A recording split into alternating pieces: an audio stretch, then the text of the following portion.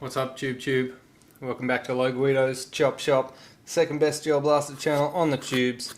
And today, as you can tell, on the bench is another HK bag from who else other than LDT. LDT are the guys who excel at making the HK gel blasters, and they always come with a nice little bag. And being that this is quite a little bag, you can probably imagine that the blaster inside here is going to be a little blaster. It is, of course, the beautiful MP7 from LDT. This bag also, I love the little bags. Comes with, you know, plenty of spaces to put additional magazines and extra things, as well as hold your blaster and carry it to games safely. Now let's take a look at this lovely little blaster. You can see it's got lots of little details, little embossing and painting. This particular one I've borrowed, so it's had a little bit of use. It's not brand new out of the box, so you can see it does have a little bit of wear on the fire select, and it is sporting a RMR which would not come standard on the LDT MP7. Cool little feature here, you got the charging handle, which does move the little faux bolt back, and then you got your bolt release which closes that. Just a cute little feature. Gotta love those clicky clackies.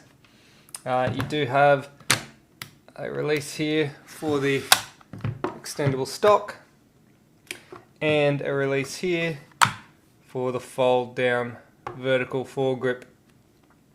Very nice bit of kit. I was never really a huge fan of the MP7 until I got that first what was it? Like, it was a Bing Fang. I think it was a Bing Fang. It was like bright red, and after that I kind of just fell in love with the MP7.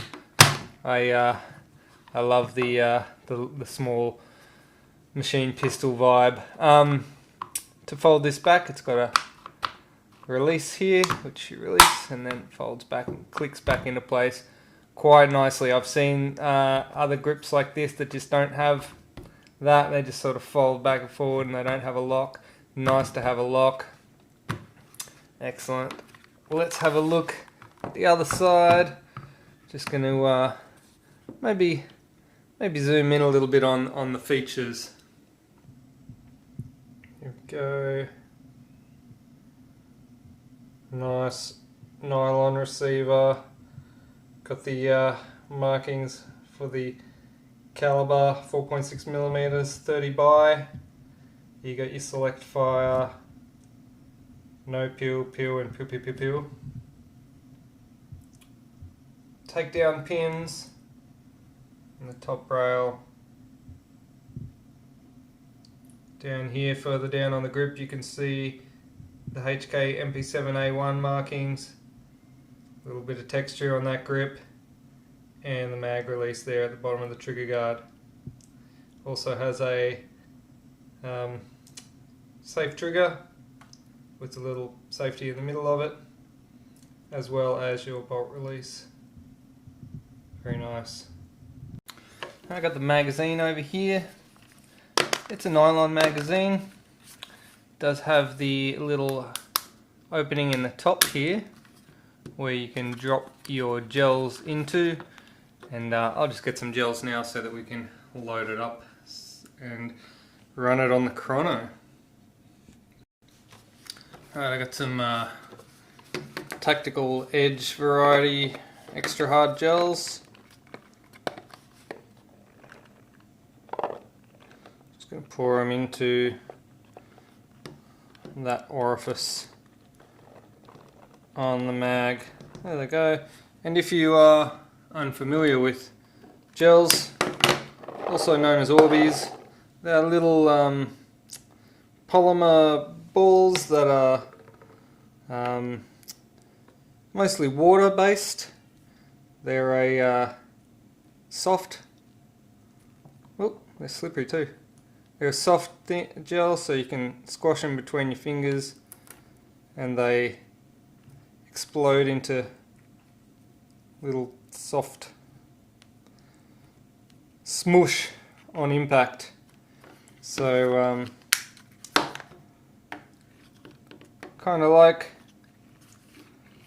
a Bravo, but softer and safer. Better for the environment too. Alright, next thing we're going to do is load a battery into this. Now the battery goes in the front of this. You pop the front off and this exposes the wires. This one looks like it's been retrofitted with a XT30 connector, which I don't usually use the XT30 connector, but I think in this case they are a good choice because of the fact that it's small. It's not a very big compartment in the MP7 to fit a battery. So having the XT30 is probably a good choice. I imagine that when it was standard, it probably came with the Mini Tamiya connector. I can't confirm that because, like I said, I've borrowed this one and I don't know. I've never seen a standard one, so I don't know what it actually comes with standard. I assume it would be a Mini Tamiya, but this one's got an XT30. So I'm just going to find a battery with XT30. We'll load it up. Okay, I got a little 11 volt battery with the XT30. Yes, okay, so this is just the right size to fit in there. Just fit that in there. Connect the XT30 and hopefully it'll fit in there like so.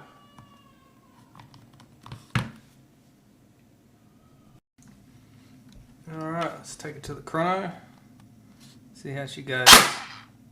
I haven't primed it yet, so take a few shots.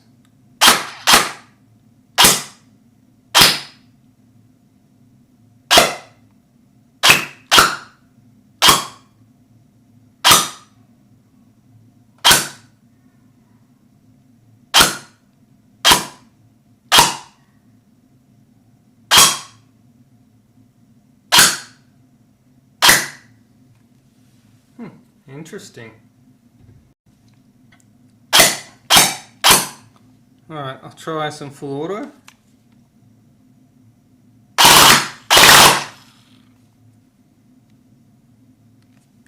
got a nice fire rate, but the FPS certainly leaves a lot to be desired. Yeah, quite low, quite low. I guess it is a small blaster, but I don't know, I guess I was expecting a bit more. Maybe there's something else going on here that we can investigate. Okay, I've reloaded with some Spartan gels from Commander Elite Hobbies. They're kind of like the Milkies, the slightly better grade of Milkies from Commander Elite. So maybe it doesn't like the hardens, so we'll give these a crack.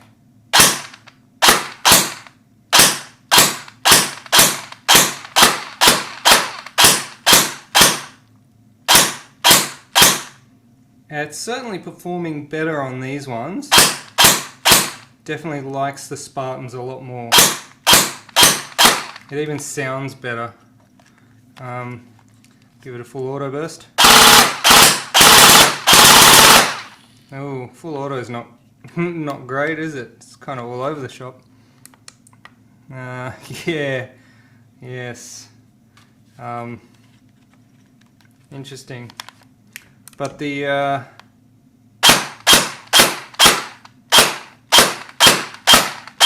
semi-auto seems to go... Oh, I've spoken too soon. maybe I'm towards the end of the mag. Yeah, I'm not firing anything now. Alright, let's take a look at this blaster. I suspect there's something else going on with this blaster.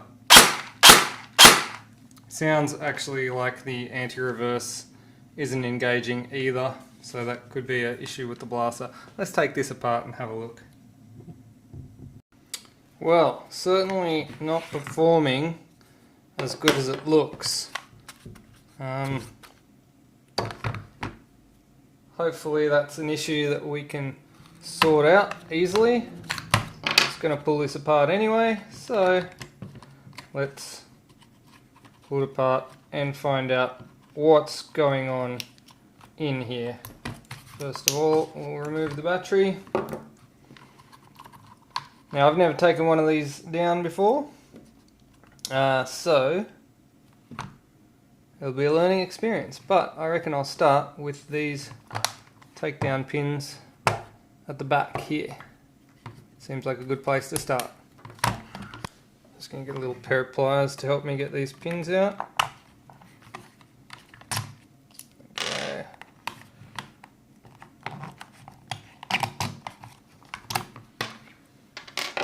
Alright, and I'll probably just take this, take that stock off as well. Ah, interesting. I can see through the receiver once that stock is removed. I can see into the receiver and I can see into the little gearbox at the back. Quite interesting, actually. I don't know what kind of gearbox this is. It's obviously an inline gearbox of sorts, so be interested to see what's in it and whether it's something that we can improve on or not. So with these pins out, it seems like I can take this rear portion off, but the charging handle is still attached, so I need to remove it from that somehow. So it appears like there is a very small pin in the charging handle right here, so I'll just poke that out, see if I can get that off. Let's just here.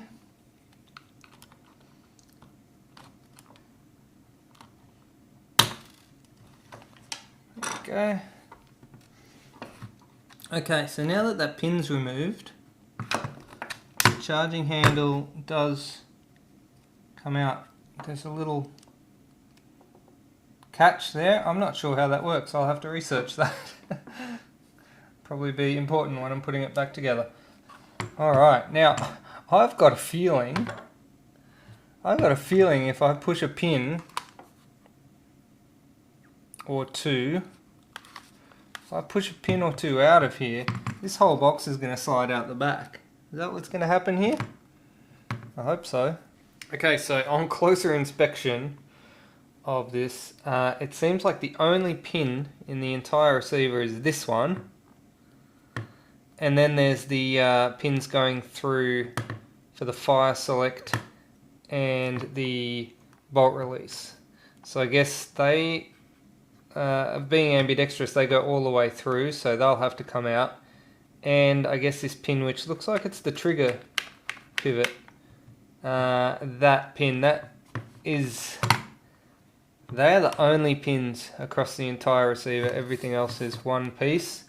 One nice nylon piece, mind you, but yeah, this is going to be interesting. I've never taken, this is an adventure. Come along this adventure with me. I have to find an Allen key to undo these tiny grub screws. It's like the smallest Allen key I've ever seen in my life, and I think it might be smaller than anything I have. So yeah, I might have to search around to find a tiny Allen key for that one. Okay, so the smallest Allen key I've got here is 1.1, and even that is still too big for this. So you need something smaller than a 1.1mm Allen key. And I think that is the smallest key that I have. So it looks like I'm off to J-Car or something, I guess. Okay, so I'm back from Bunnings. I've just bought the tiniest little Allen key set that could possibly exist. Look how cute it is. Alright, so I got 1.27.9, that might be it. No, smaller than 0.9. Oh wait, hang on, maybe that's 1.27. Maybe this one's 0.9. Whatever, second smallest one. Is that it? Oh, we have a winner. Okay, so it is 0.9 Allen key to undo this one. Little grub screw.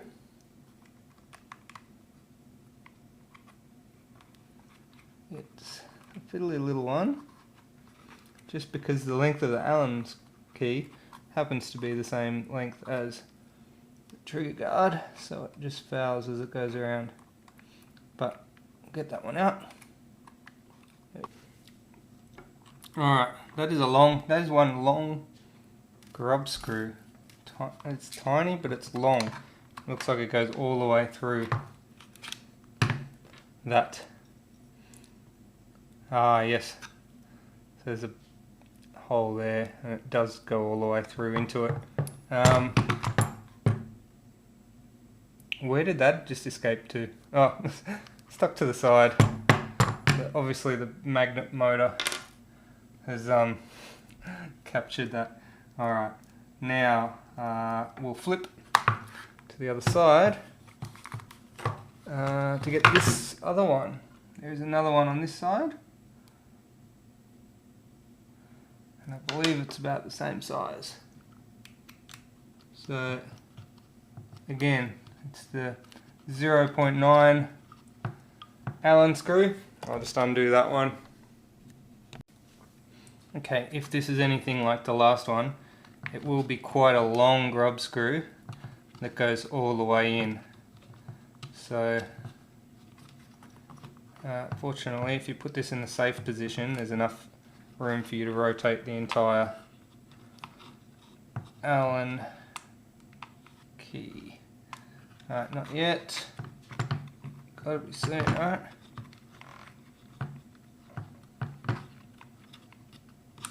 Alright, there we go. Got it out. Quite a lengthy little bugger. Looks of it. Bit of a wiggle. There we go. I like them when they're tight. Bit of a wiggle, and pop this one out this side.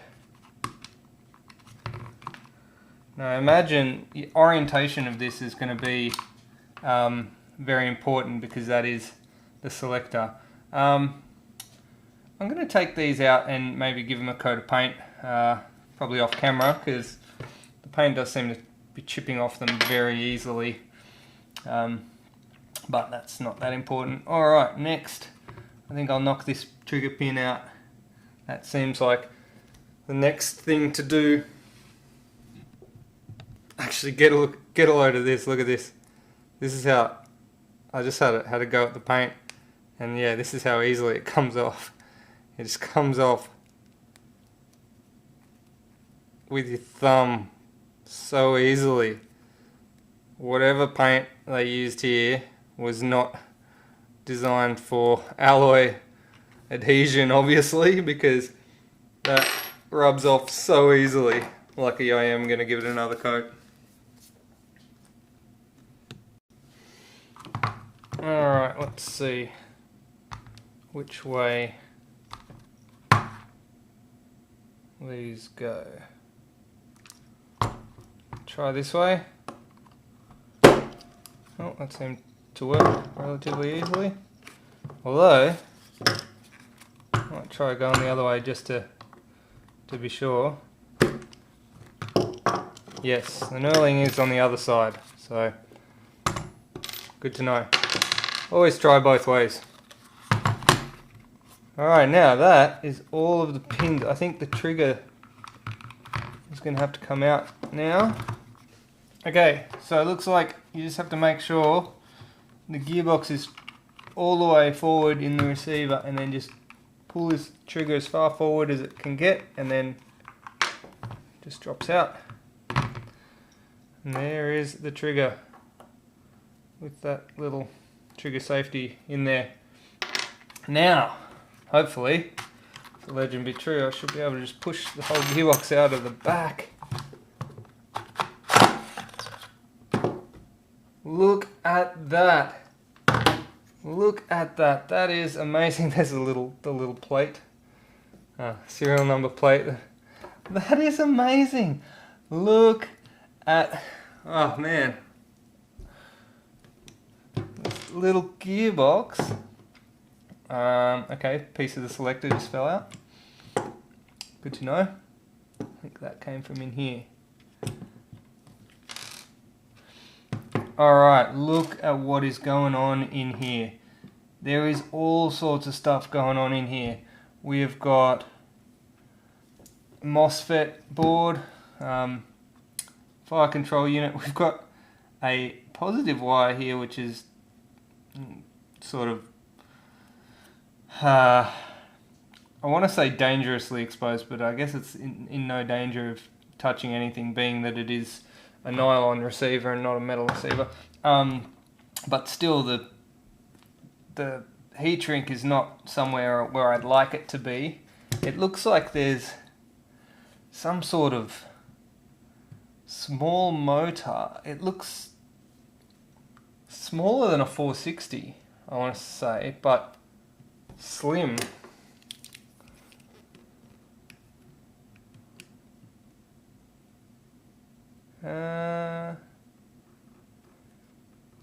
Yeah, it's smaller than a 460, I think.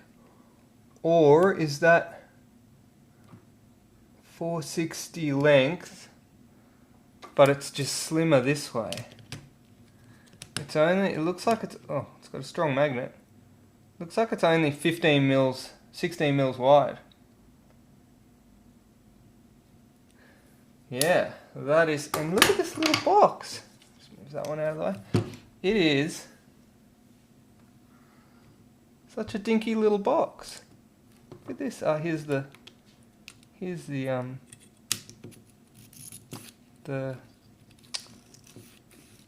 bolt, the faux bolt. Looks like that little piece is what connects the charging handle. Put that aside. You can see the bearings there. They look like 8mm bearings. Yeah, 8mm bearings.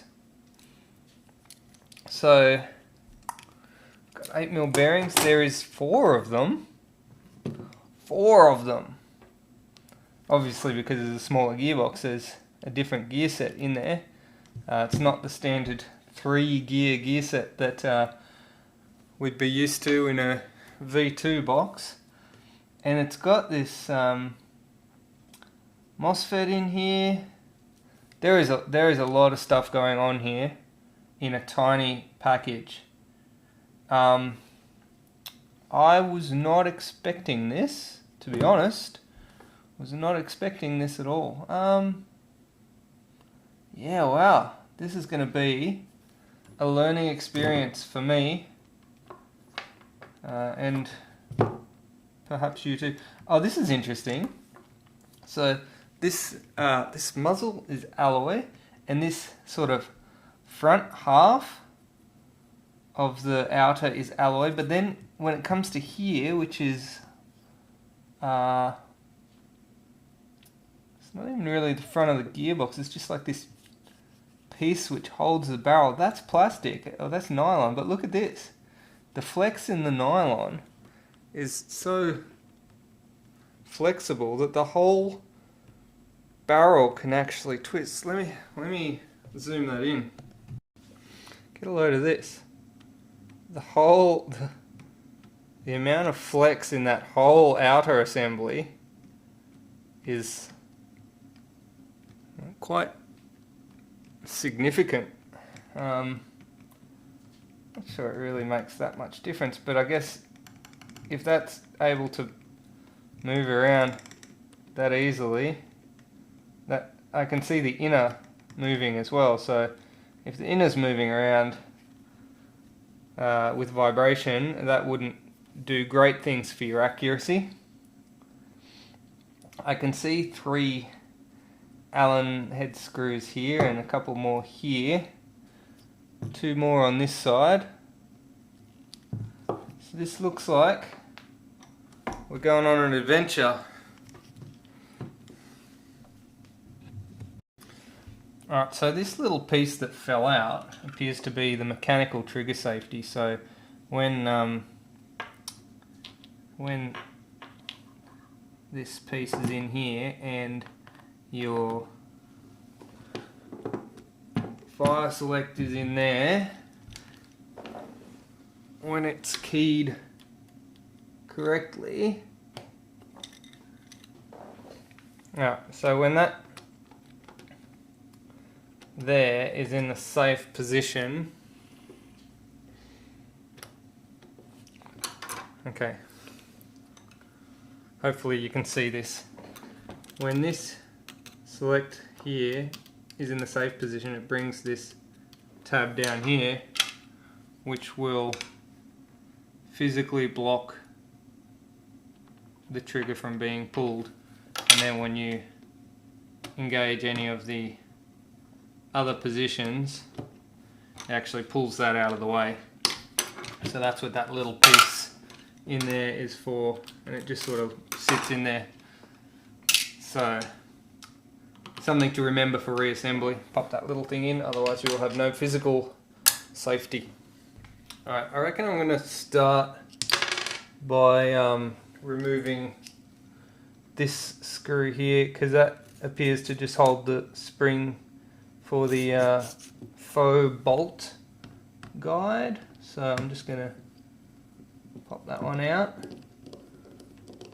Just keep tension on it just in case it's under tension and wants to flick away. Hopefully it won't flip parts all over the floor. Alright, here we go. Retrieve that little screw. Alright, spring and bar and plate and screw. There we go. I am actually looking forward to this because it is a bit boring doing V2s over and over again. It's good to get something completely new. I just noticed here while I'm at this end, there is a quick release spring guide here. I'll pop that out. Pop that spring out. Take a look at that one later. It does, it looks pretty reasonable, but oh yeah, it's pretty strong for a little spring. I'll see if I can come up with some sort of measurement for that one later. Put these pieces in a magnetic tray. Continue on. Okay, so over here, the little this is what actually catches the bolt, or the ejection port, or whatever you call it. This little piece here, so that would catch up in here, and then by pressing the release, it would lower that and allow it to come forward. So back, release, forward. So being that the plate is now removed, I think the next thing to remove would be that one. There's a little spring here. Try not to lose that one as well. Just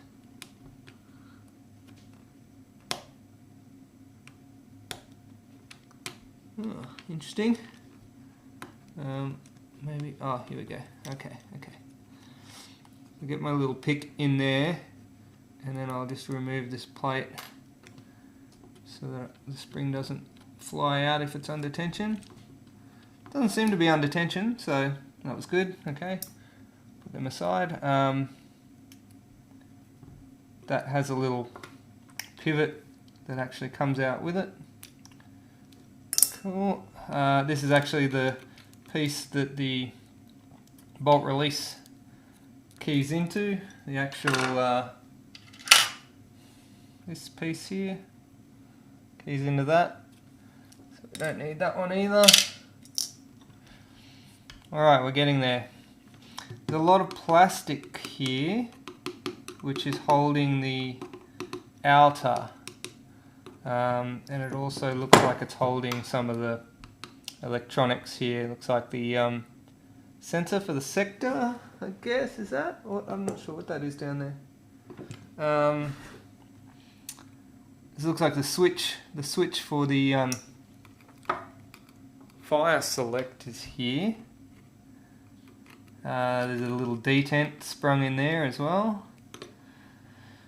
I'll see if I can go about getting this plastic removed all in one go, if I can, with as much of the electronics on it as possible.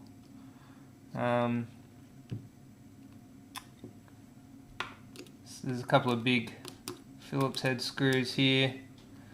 Maybe I'll attack them first.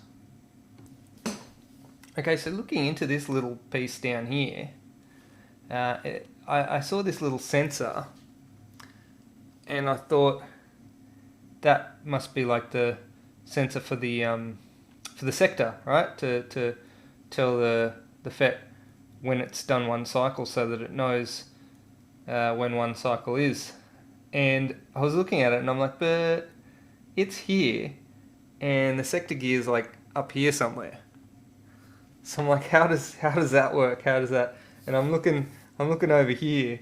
There's actually a bar along here, and so by the looks of it, somewhere up here, I guess there's a linkage, pushes down on that bar, and there's a spring here. So that whole bar gets pushed down.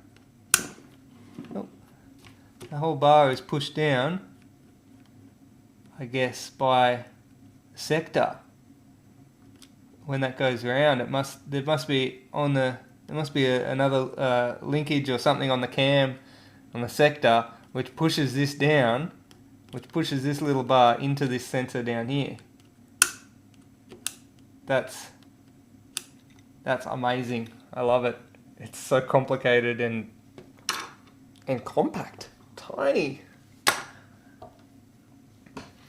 Okay, so before I tackle getting this big plastic off, I feel like I want to get this electronics out of the way.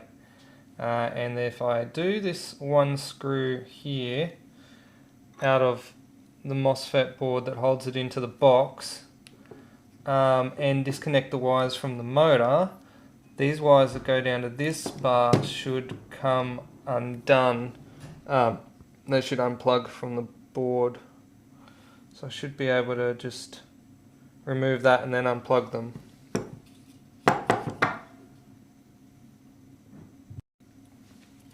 Alright, so I'm going to go in for this MOSFET board. Sorry if I'm in the way there. Unscrew this 2mm Allen head screw. Now I'm assuming that should now be free to move upwards, and if I remove these wires from the motor, one there, one here,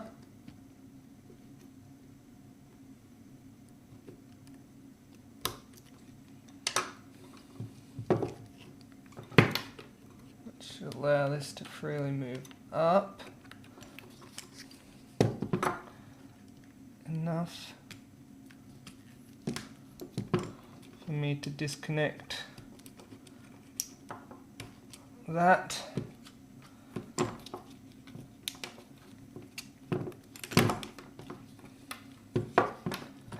And with a little bit of jiggling, actually, I might take this top plate off this motor.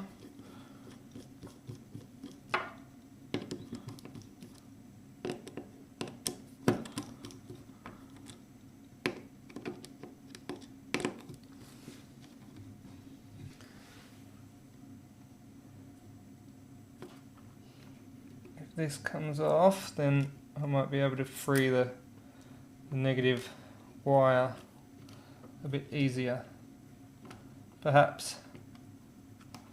Alright, good start.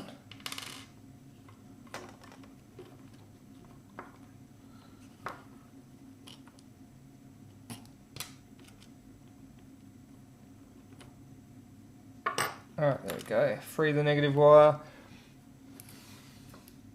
Free the MOSFET board.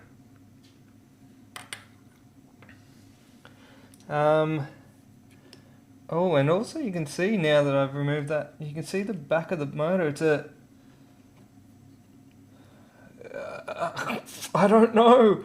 It's a wild thing. What is it? Oh.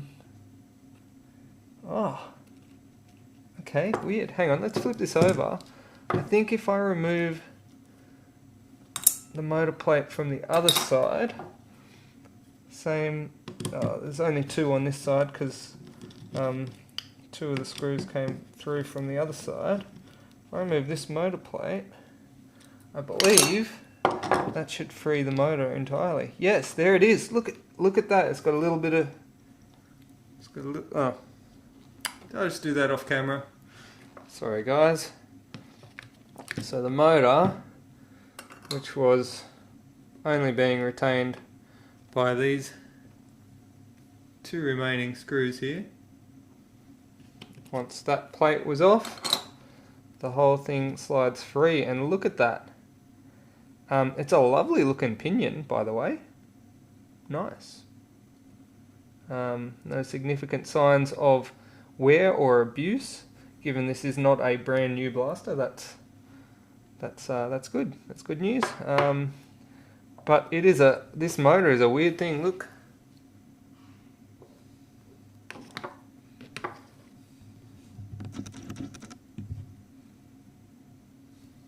Look at this.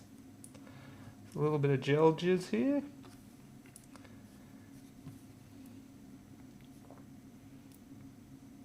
Yeah, interesting. Good luck getting a replacement for that, if that ever died. Okay, now that the motor is free, got a better look at this gearbox. You can see there is a red wire, red and black wires, a pair going down this way, and then 4 wires going down this way. So the 4 wires going down this way would be to the select switch and the what I assume is the sector sensor, and the red and black wires, oh, they must, okay, alright, they must go down here to the mag terminal, so they must be your mag priming wires. So given that this board here is fully released from everything, I think I should be able to remove this plastic from the side. So I'll start that. Now, Phillips head number 2's here. Allen bits there. I love it when companies use multiple standards in one design. It's great. This means you got to keep swapping screwdrivers. 2 number 2's and a couple of 1 Allen's, number 1? No, 1.5. 1.5 millimeter Allen's down here. So these little 1.5 Allens look like they just hold the bottom of this plastic thing just gently to the side of the box. It's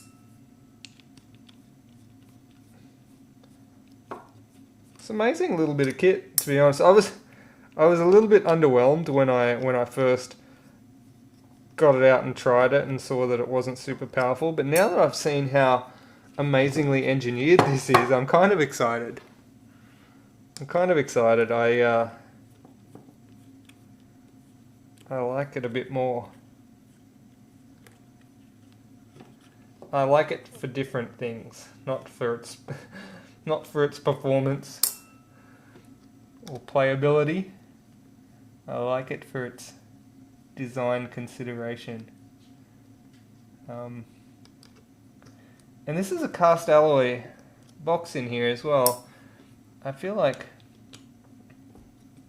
there's been a lot of thought put into this. Like someone's doing some thinking.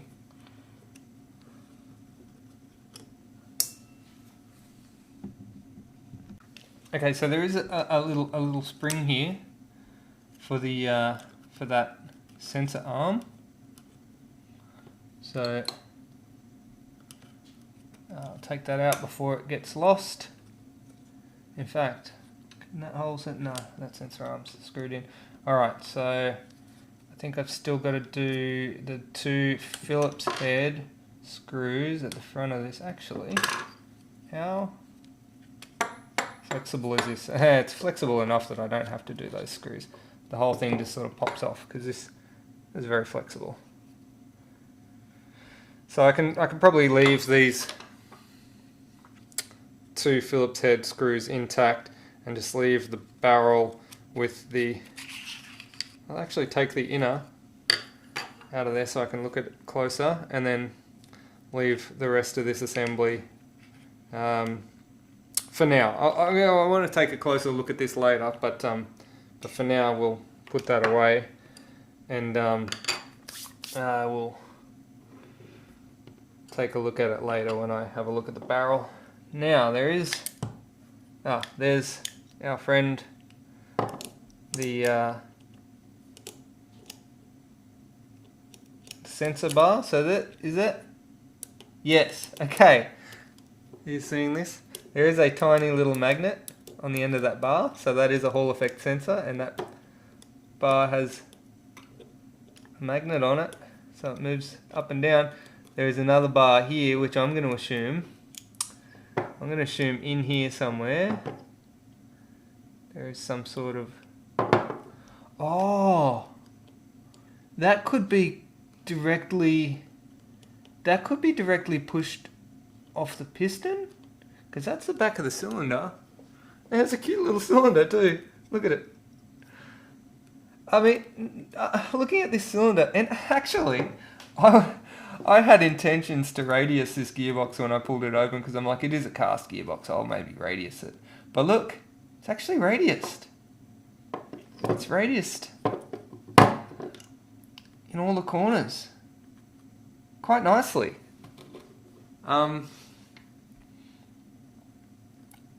Quite nicely. I'm liking this more as I go on. I'm going to have to clean it up though. I'm going to have to clean some of this smuts off. All this shmoo, gel shmoo and bits and pieces. But I'm starting to think that maybe this little bar is operated directly off the piston itself, because it seems to come directly from the back of that.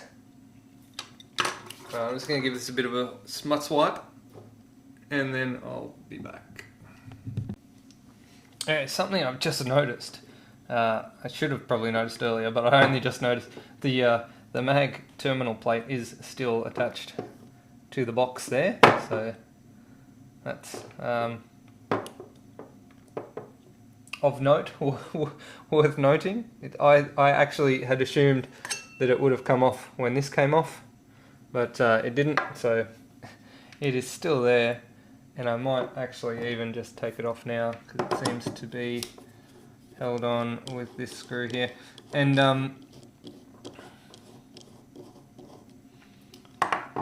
I've taken a look at that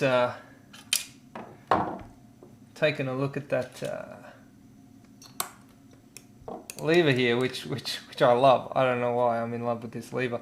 But yes, it is most definitely triggered by the piston. Look, you can see if I move the piston back with my finger.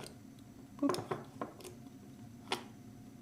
Obviously, there would be a spring there to retain that, but yes, the piston does indeed. When the piston is all the way back, that is up, pushed out. Interesting way of doing it. I've seen MOSFETs triggered by the piston getting to the back before, but I've never seen this exact particular style. Does mean that it is a proprietary piston and you would not be able to change it, but I dare say, just judging by the side of it, that was kind of a given anyway, isn't it? Alright, I'm going to pop this one off now because it's starting to get a little bit annoying flopping around there. Alright, does look like it is a number 1 Phillips.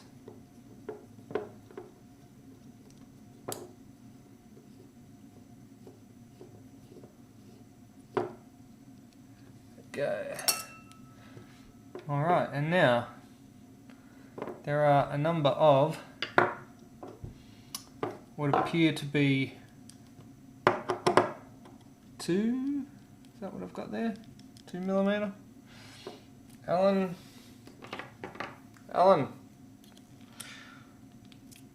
2mm indeed. It is a 2mm Allen screw box. So there looks like 1, 2, 3, 4, 5, 6, 7 different 2mm Allen screws. So I will pop this apart and try not to have the whole thing fly apart when I pull it apart.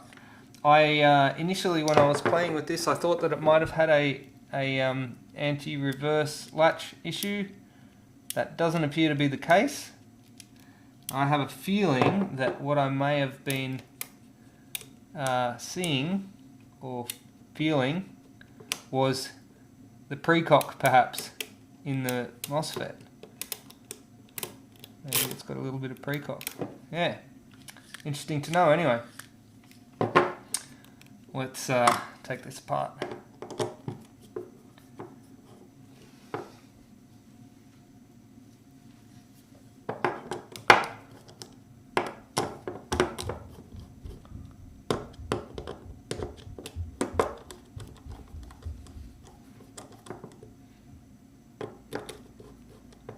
All the screws are on one side, which is handy.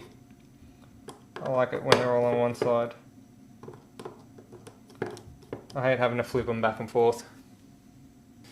Alright.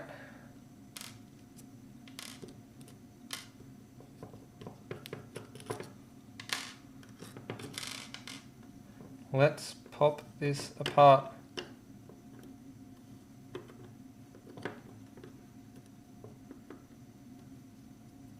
Ta-da!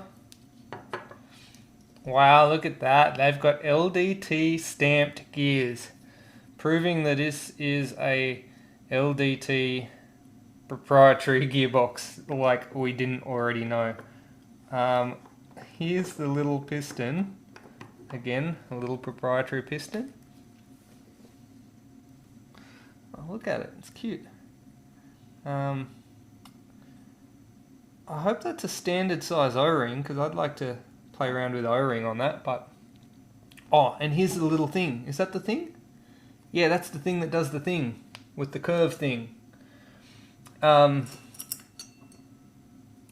that's what pushes you... That's the bit that pushes that up. Cool. Interesting and cool. Alright. There is not a lot of grease on these gears, surprisingly. I'll put some on. I want to get this cylinder out. It's got a little bit of smuts from busted gel balls and stuff in there. I want to clean that out. I want to test these seals. This is a really loose cylinder head as well. Oh, look at all that. There's a really loose seal there, so I might work on that seal. Doesn't seem to have... Let's have a look. It's got like nothing. It's got zero air seal. Alright. We got some improvements to make there. However, the nozzle looks like it does have an O-ring in it. So yeah, it's got a nice little O-ring in there. So maybe we can make some air seal improvements here.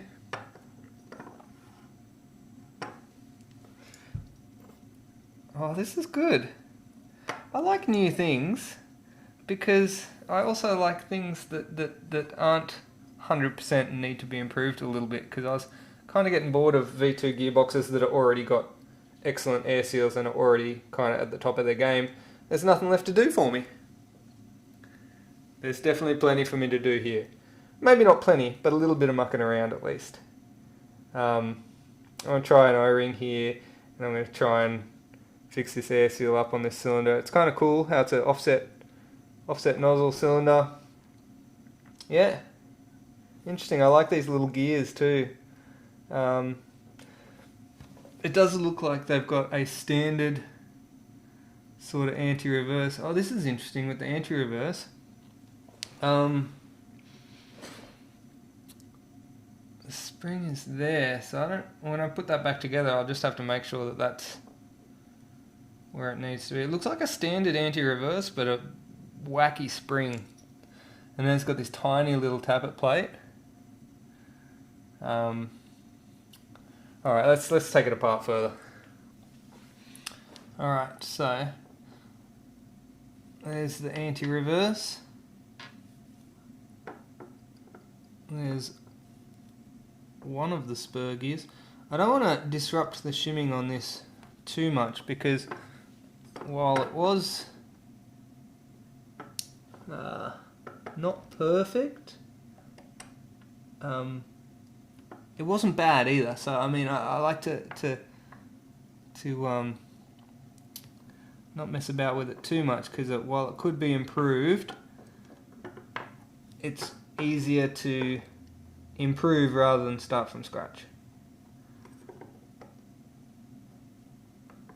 Alright, these gears actually pop down into the... Oh, right, okay, interesting. Alright, check this gear out. What's that gear called? That's like the intermediate gear. You got the bevel gear, the spur gear, and intermediate gear, and then the sector gear, which is a tiny little sector gear, and it's got a special little sort of tappet plate thing on it. That's kind of cool. And the bevel kind of looks like it's almost like a standard bevel, maybe slightly different, but that's the gear set, and that's the tappet plate there. Yeah, interesting. Cool, cool to see new things. Alright, I'm gonna whack this back in, clean a bit of this up, and then I'm gonna try and work on this air seal. Alright, let's take a look at this air seal for the volume counters out there. The cylinder is 44 millimeters wide and 23 0.6 millimeters in diameter. There is a 5.3 millimeter cylinder head. The ID of the barrel is a 7.5 millimeter ID, 7.48, 7.5, close enough. And the length is longer than my caliper, so let me get a tape measure.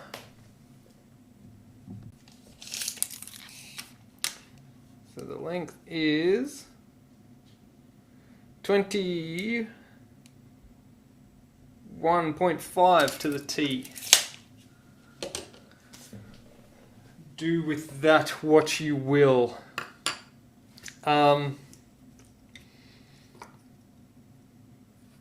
Yeah, the air seal on this is interesting. Or lack thereof. There is like zero air seal. Nothing. Metal teeth. Metal teeth on the rack. Nice. Good. Good stuff. I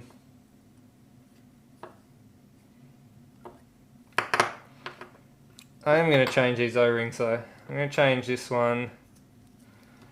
Whack a good old-fashioned green O-ring in there. That's good stuff.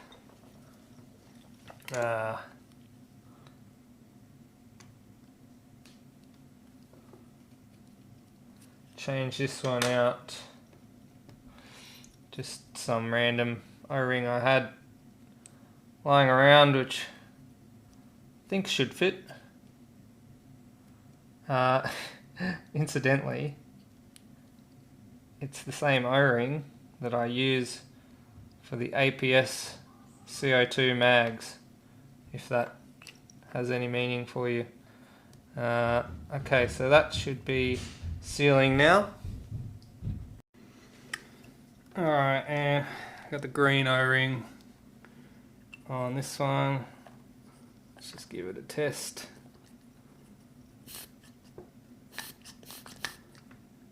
It's already better. It's not perfect.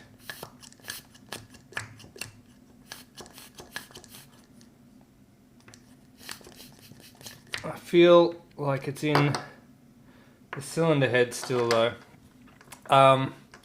What I might do, and I don't I don't endorse this, but desperate times, yada yada. A little bit of plumber's tape around here sometimes can help. Alright, so got a bit of plumber's tape on there. I've trimmed all the excess and everything, so there's no flappy bits hanging around. That's one of my pet hates, particularly when using a technique that I'm not particularly fond of to begin with. Alright, let's see how this goes. Oh yeah, oh yeah. Look at that.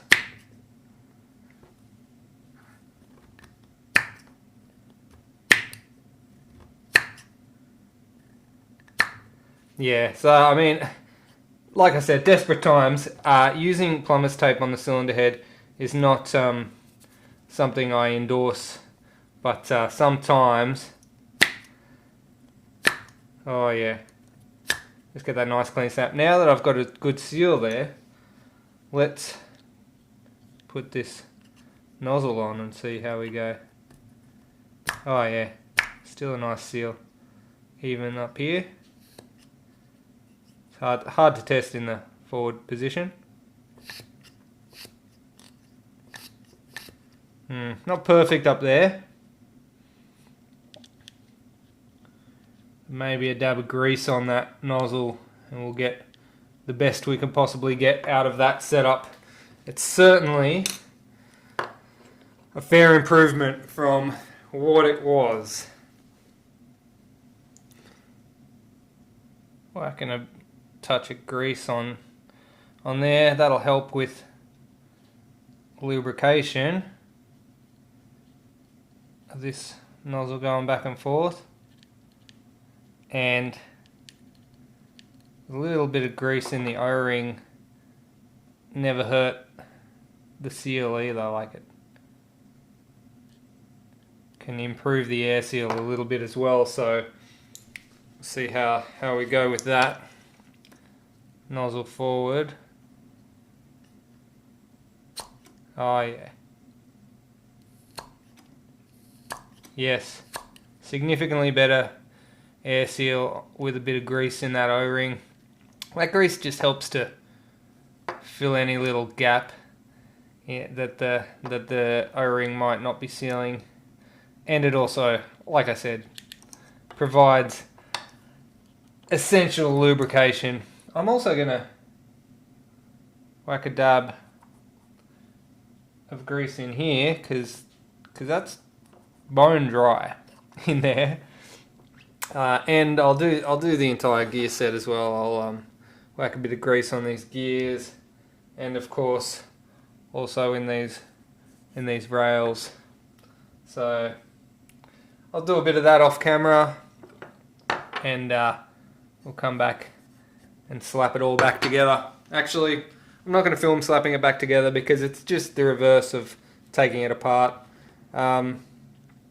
Yeah, you'll know what to do. Alright, I'm going to grease this up, put this back in, put this back together, and then we'll see how we go. Oh, actually, I might now actually take a look at that outer barrel portion, because that's an interesting little setup. We'll take a look at that.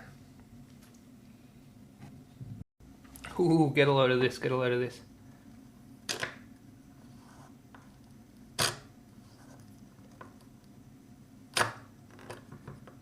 That air seal is nice. Beautiful.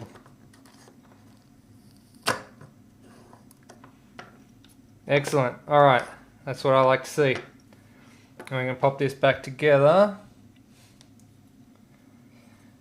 The only thing I'm a little bit unsure about with this is the anti-reverse latch there.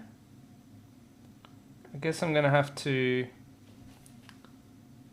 pop this in with something. See how we go. Pop this together. Wow! Wow, that was easy. Oh man. If only all gearboxes were that easy to put together. And I think maybe I'll just use a pick to pop this spring in. Oh wow. I thought this was gonna be like some really hard, annoying gearbox to deal with. This is actually really nice. Like,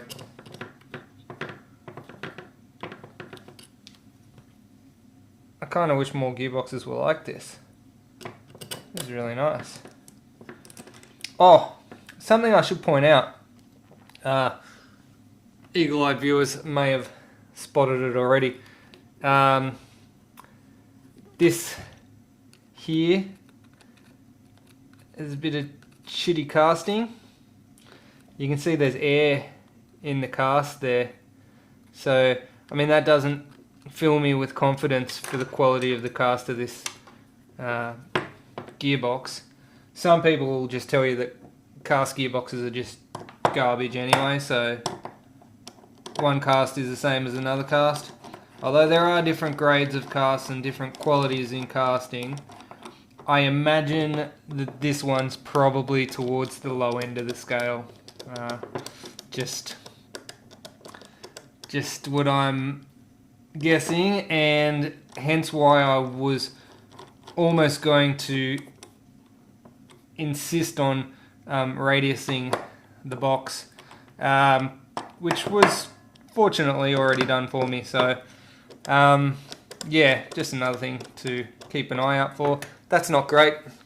Although, being that this is a small compact box, there's a lot of meat. There's a lot of meat for this little box, but yeah, I like this back together. Oh, someone in the comments tell me what kind of gearbox this is, by the way. Is it like a V7, 8, 15? What is this? Tell me what this is, because I want to know the correct name for it. I don't know what it is. MP7. Alright, let's take a look at this. Let's take a look at this. I'll zoom out a bit. Now this is interesting, because this is like we got this really sort of flexible, soft nylon thing attached. Look at how much that can flex. It's so flexy. Why wouldn't they have gone for a harder plastic? I don't know why they did that. But then this is alloy at the front here, and I don't think the receiver really has a whole lot going on in here to hold this in place. I think it's just basically it's a pin, looks like a roll pin here, which holds it to the plastic, but yeah, I don't think there's much else going on there.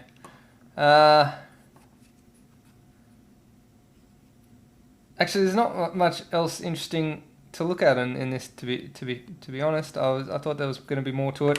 There's just the sensor board and the fire selector. All right, cool. Let's whack this thing back together. All right, we got this back together. I've given the select fire and the mag release a bit of a coat of paint to make it look a bit better. I still got to. I'll probably give this a little bit of a coat of paint as well for the. So that's the bolt release, mag release here. I'll give it all a bit of a coat of paint, but I've only done this so far. Coming together quite easily. The whole thing just slides in from the back, and then those two pins in. I didn't actually have to remove this initially when I took it apart. I could have just slid the whole thing out with the charging handle intact, but you know, live and learn.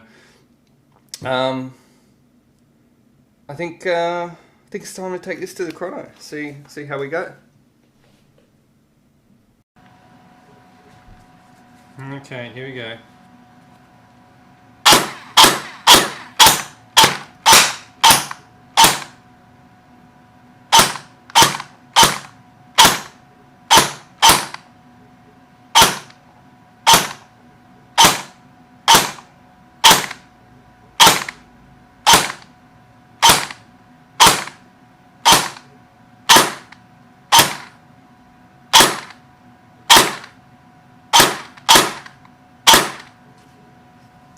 Alright, I think that's a result. There were still a few low ones in there, but I think we can say we could probably call that a 240 average with, you know, if we discount the barrel brakes. So we had a couple of really low ones in there. I should mention that this is back on the Tactical Edge extra hard gels, which would not even feed in the original configuration when I first took this apart. So yeah, that is a result. I think this mag's out. I only sort of half loaded this mag just to test the Chrono, but yeah, I'm happy. I'm pleased with that result. It's good. Okay, well that just went from 0 to hero for me. I mean, that was oh, I haven't put the stock back on yet. Hold on.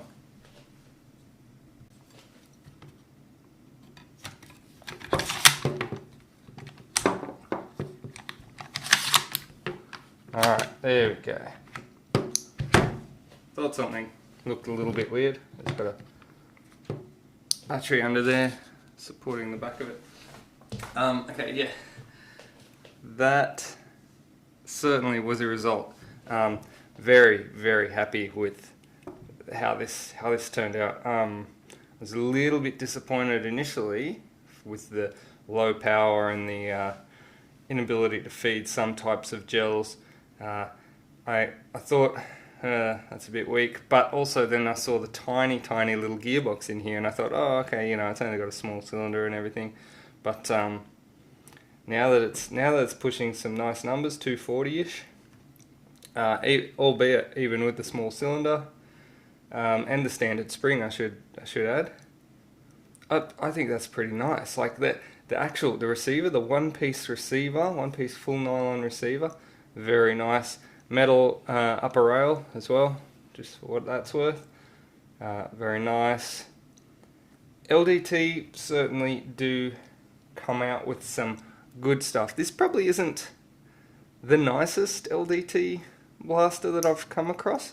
I think, yeah, the UMP45's pretty up there, but given that this is something completely new, and like the whole gearbox design and everything is completely new, I enjoyed this a lot. I really thoroughly enjoyed taking this apart, and whilst it looked incredibly daunting at first, found it was actually quite nice and quite relaxing to do this.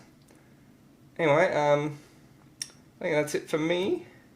Don't forget, you can buy a patch from me. Hit me up on the face page, Leguido's Chopters.